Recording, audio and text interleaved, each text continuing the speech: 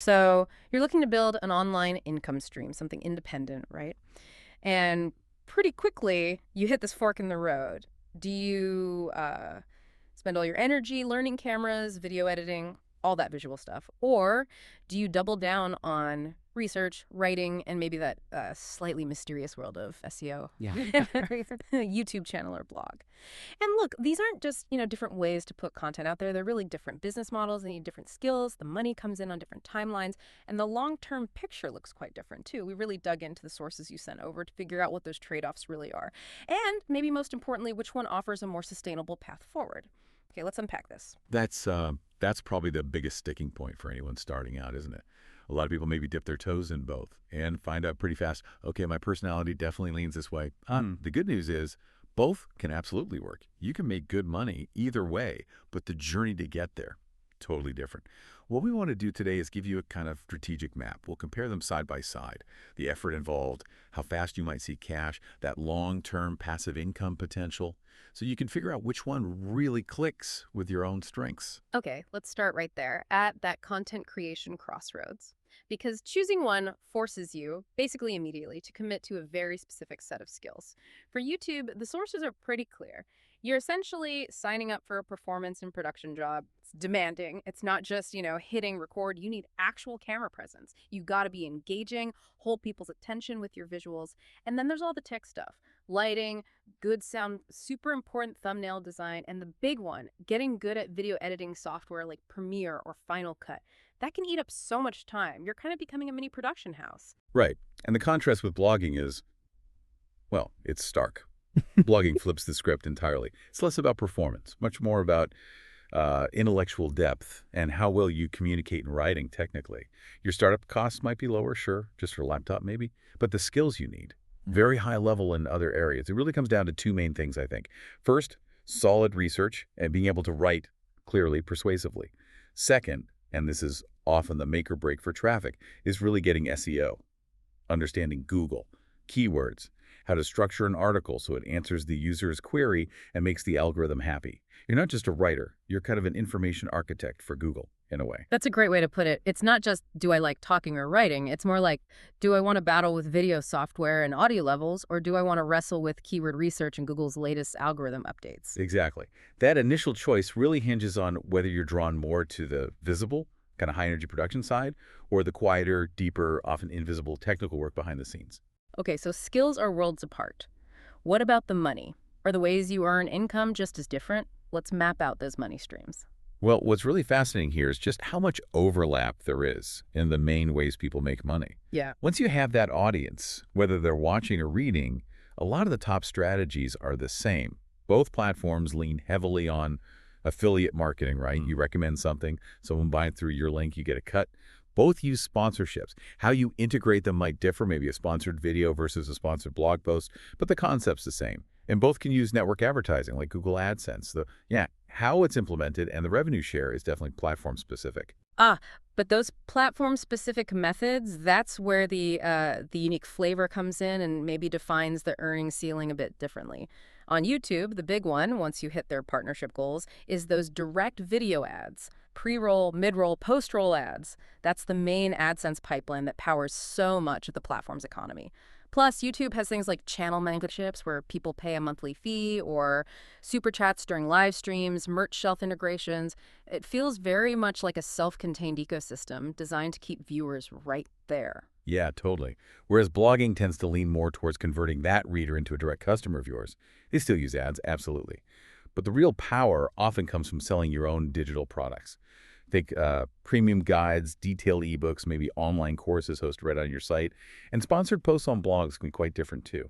Often they're deeply integrated, like a detailed guide or review where the brand's message is part of the valuable content. Brands sometimes like that because it's evergreen content that can keep ranking on Google, unlike maybe a quick mention in a video that disappears fast. Okay, good distinction. Let's shift from the how to the how much and how fast. This is the income race. Speed versus that long-term passive consistency. Which one gets you earning quicker, generally speaking? YouTube usually takes the lead here in terms of speed, mainly because their path to monetization is super clear-cut.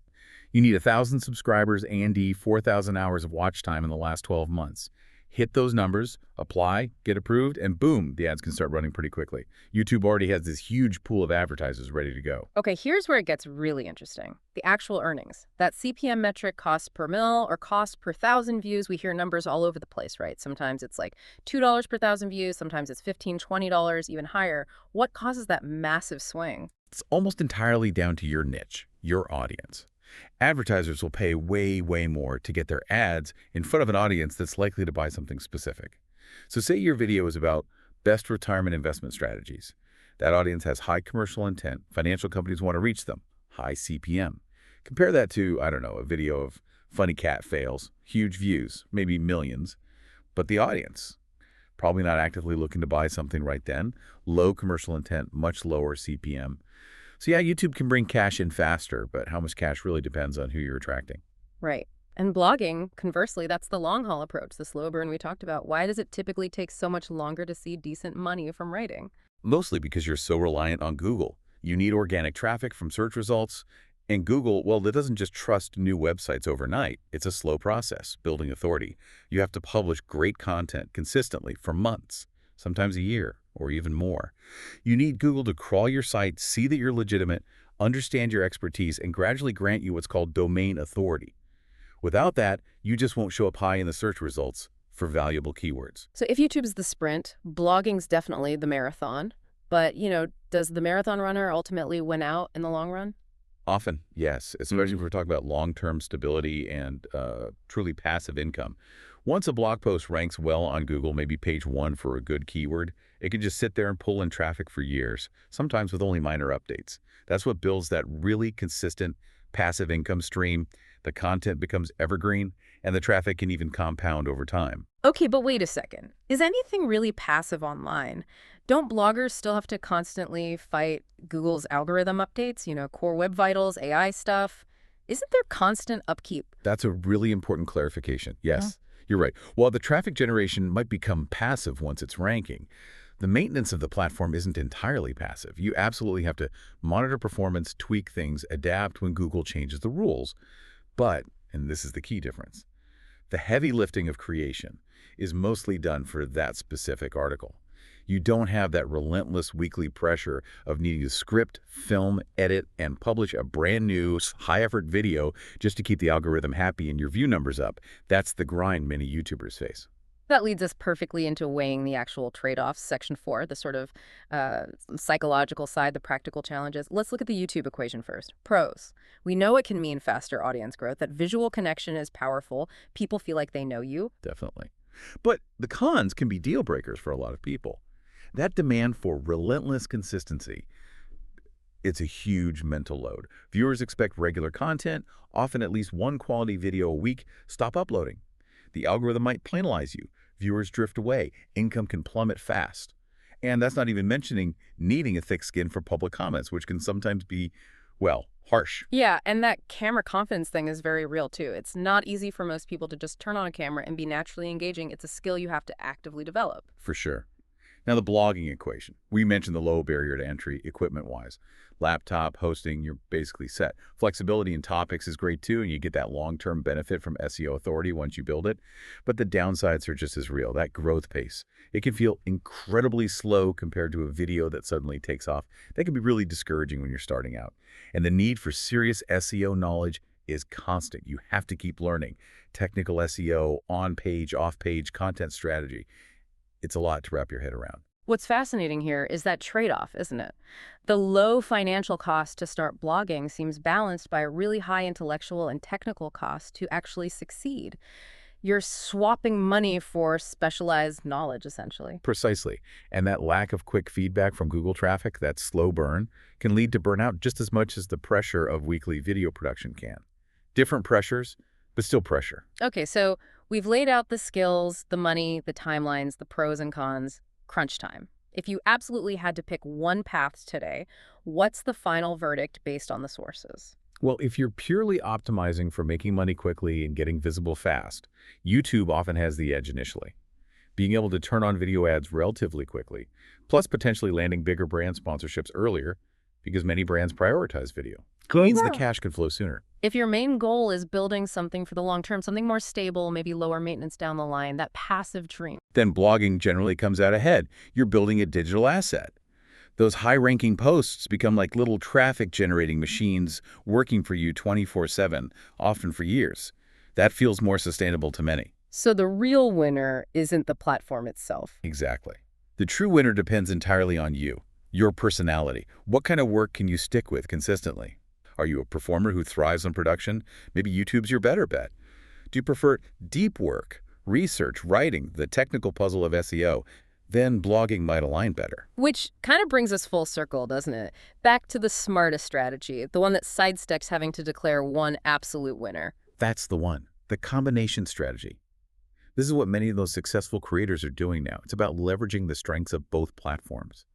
How it works is pretty straightforward, but really powerful. You might start with YouTube. Create your main content there. Benefit from the faster growth, the visual side, maybe those higher initial CPMs. But then you take that video content and you repurpose it. Get it transcribed, maybe enhance it with more detail, add images, internal links, embed the original video, and publish it as a comprehensive SEO-optimized blog post. That's smart, because you're essentially doubling your reach, right? You're hitting two different audiences, potentially.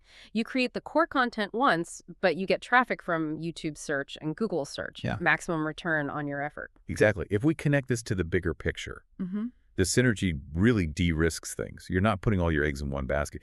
You get the speed and engagement of video, building momentum quickly, but you're also simultaneously building that slow, steady, powerful long-term asset with the blog content. Best of both worlds. So what does this all mean? I guess it means realizing that today's online game often rewards people who can work across different media effectively.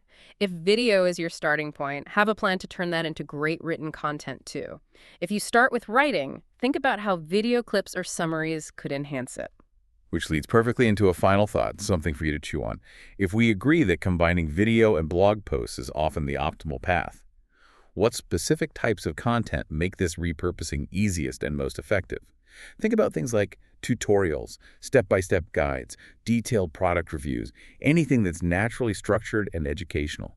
Content like that translates almost seamlessly from spoken instructions in a video to written steps in a blog post. That could be your fastest route to making this dual platform strategy really work for you.